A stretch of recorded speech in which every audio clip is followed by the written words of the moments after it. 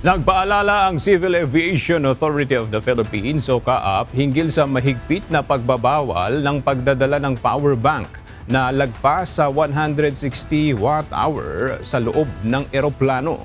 Sa opisyal na pahayag na inilabas ng CAAP, ipinaliwanag nito na mahigpit nilang ipinagbabawal sa international at domestic flights ang pagdadala ng power bank na lagpas sa 160 watt-hour ang capacity.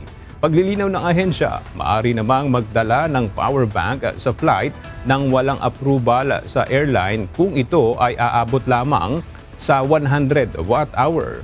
Payo ng CAAP sa mga biyahero, sundin ang ipinatutupad na polisiya upang makaiwas sa anumang aksidente. Kamakailan ay nagliyab ang isang eroplano ng Air Busan na sinasabing dahil sa nag-overheat na power bank. Sa ngayon ay nakikipag-ugnayan na ang CAAP sa mga airline company para sa awareness ng mga pasahero hinggil sa tamang items na dapat lamang dalhin sa loob ng eroplano.